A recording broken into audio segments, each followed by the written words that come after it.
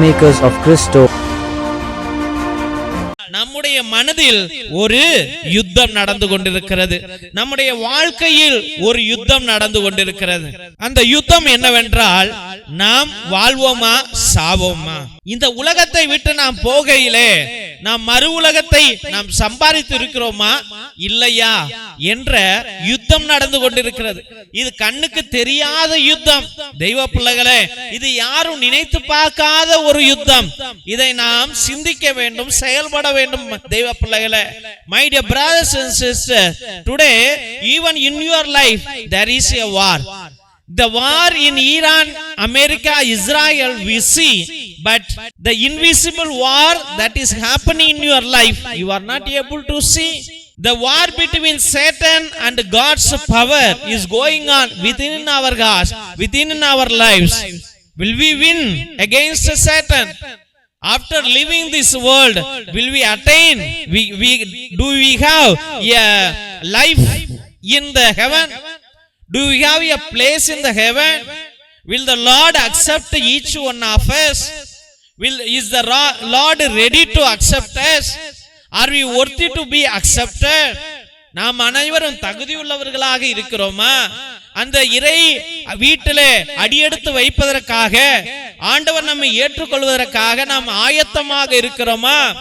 Have you prepared yourself to enter into heavenly life? தொடக்க நூலிலே பார்க்கின்றோம், அபிரகாமுக்கு ஆண்டவர் தோன்றி, ஐயா, உன் நாட்டை விட்டு, இனத்தை விட்டு, வீட்டை விட்டு, உன்னுடைய உறவினர்களை விட்டு நான் காண்பிக்கும் தேசத்திற்கு போ என்று சொல்லுகின்றார். தெய்வ பிள்ளைகளே, இந்த இடத்துல ஒரு திட்டம் வைக்கப்படுகிறது. என்ன திட்டம் வைக்கப்படுகின்றது? மறுவாழ்வை தேவனாகிய கர்த்தர் அபிரகாமுக்கு கொடுக்கின்றார். ஒரு துக்கமான, ஒரு சோகமான, ஒரு வெறுத்தலுக்குரிய வாழ்க்கையில அவர் ஊரு தேசத்துல இருக்கின்றார். அப்ப தேவன் அவருடைய துக்கத்தையும் அவருடைய வேதனையையும் அவருடைய இழிவுகளையும் கண்டு அவரை ஒரு தேசத்திலிருந்து மறு தேசத்திற்கு, மகிமையான தேசத்திற்கு அவரை போக சொல்லுகிறார். அவருக்கு ரோடு மேப் தெரியாது, காலங்கள் தெரியாது, வழி தெரியாது. அவர் வழி நடத்த யாரும் இல்லை. ஆண்டவரை நம்பியே அவர் செல்லுகின்றார். அவர் சாப்பாடெல்லாம் எடுத்துக்கிட்டார். கொஞ்ச நாளைக்கு தானே எடுத்துக்கிட்டு போக முடியும்.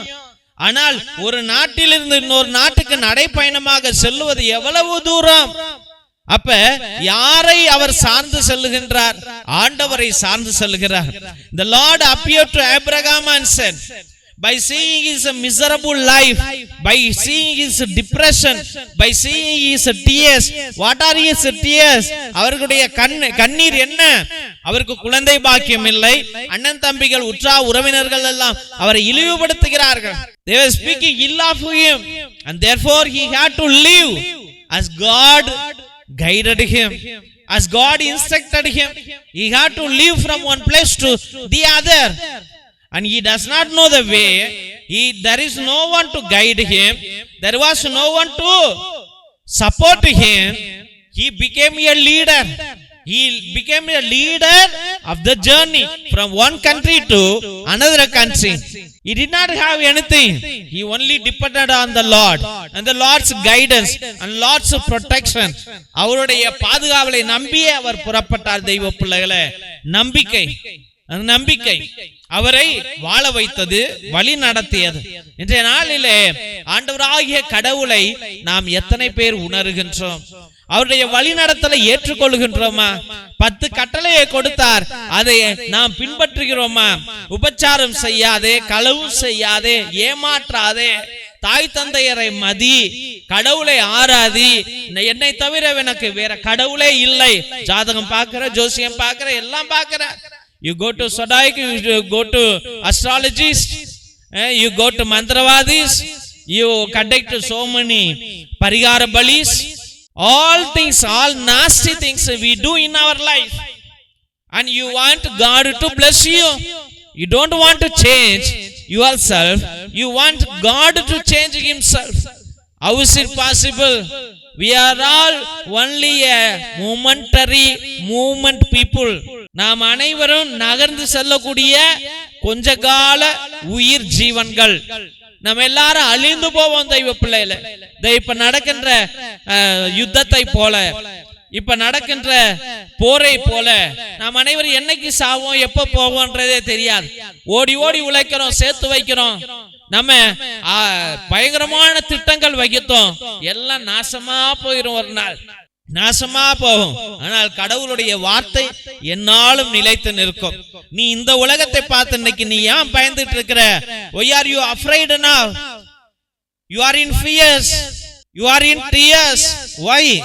Because you give lot of importance to this world, you give lot of importance to this world's property, possession, and that is the reason the devil provokes you to conduct the war, to destroy the people, to destroy the people. Did you feel that the life is given by God? இந்த சாத்தானானவன் உன்னை தூண்டி விடுகிறான், எல்லா ஜீவன்களை அழித்து போடு இடத்துக்காக, அழிந்து போகிற இடத்துக்காக இன்று சண்டை போட்டு கொண்டிருக்கிறோம் தெய்வ பிள்ளைகளே. இது எல்லாம் அழிந்து போகும். அதை உணர்ந்தோமா? உணர்வதே இல்லையே. கடவுள் ஜீவன்களை படைத்தார், அந்த ஜீவன்களுக்கு முக்கியத்துவம் கொடுக்கணுமா? இந்த ஜீவனை உன்னால் உருவாக்க முடியும், நீ அழித்து போடுகிறாய், ஆனால் உன்னால் உருவாக்க முடியுமா? எத்தனை ஆத்துமாக்கள் மேலே சென்று கதறி கொண்டிருக்கும், அதை நாம் உணர்கிறோம். How many souls go to heaven? How many souls go to the heaven, to the before the Lord and plead to him? It is easy to destroy. Can you create them? We cannot create them. Then stop destroying. Stop destroying. It is very sad. The people behave in a selfish motives, behave in a power.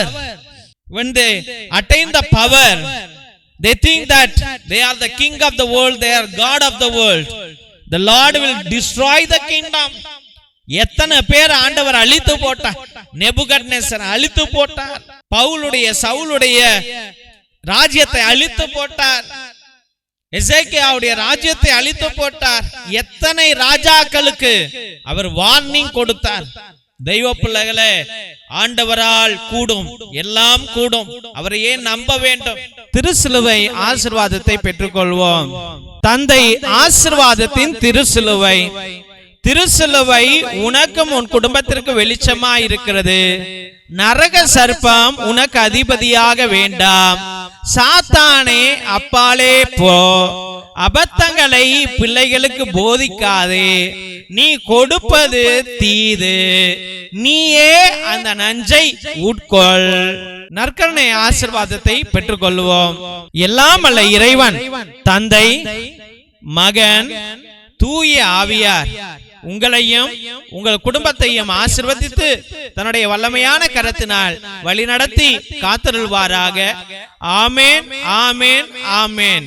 இயேசுவில் அன்பார்ந்த சகோதர சகோதரிகளே, ஒவ்வொரு நாளும் மதியம் 2:30 மணியிலிருந்து 4:30 மணி வரைக்கும் உங்களுக்காக நேர்த்தி திருப்பலி, மரித்த ஆத்துமாக்களுக்காக திருப்பலி, மாசில்லா குழந்தைகளுக்காக திருப்பலி, கிரகோரியன் திருப்பலி, சிறப்பு திருப்பலி, நவநாள் திருப்பலி என்று அர்ப்பணிக்கின்றோம்.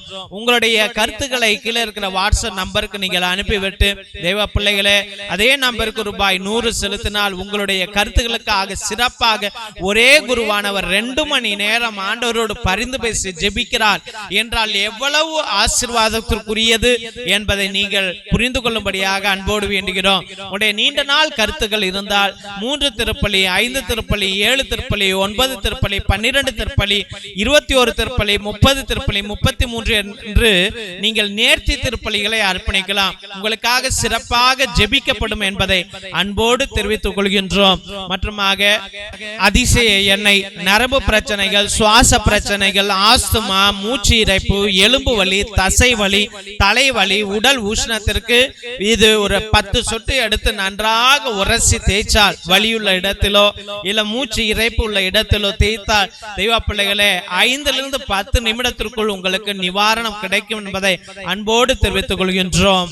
மெர்சி ஆயில், கருணை எண்ணெய், இது தோள்பட்டை வலி, கழுத்து வலி, இடுப்பு வலி, கால் வலி, மூட்டு வலி, தலைவலி, தசைப்பிடிப்பு, பக்கவாதம், முடக்குவாதம், மூட்டுவாதத்திற்கு நீங்கள் இதை வாங்கி பயன்படுத்தலாம். தெய்வ பிள்ளைகளே, 10 சொட்டு நன்றாக தேய்த்தால் உடனே 5 நிமிடத்திலிருந்து 10 நிமிடத்திற்குள் உங்களுக்கு நிவாரணம் கிடைக்கும். இது மூலிகை எண்ணெய் தெய்வ பிள்ளைகளே. இது தேங்காய் எண்ணெயோ மற்ற எண்ணெயோ கிடையாது.